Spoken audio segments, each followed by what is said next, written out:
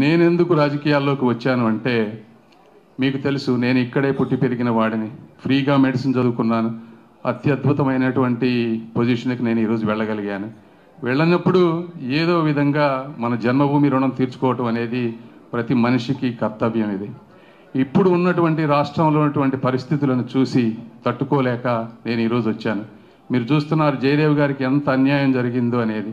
మరి 40 సంవత్సరాల నుంచి వాళ్ళు ఇటుక పెట్టుకుంటూ ఒక అద్భుతమైన ఇండస్ట్రీని ఆ రోజును అక్కడ పెట్టారు. రూరల్ ప్లేస్లో 16 నుంచి 17 20 వేల మంది ఎంప్లాయీస్ ఉండుంటారు.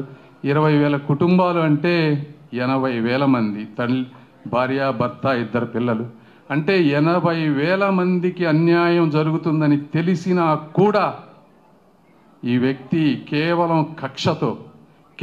కక్షతో ఒక వ్యక్తిని వేధించారు. ఇవన్నీ చూడలేక మేము ఈరోజు రాజకీయాల్లోకి వచ్చాం.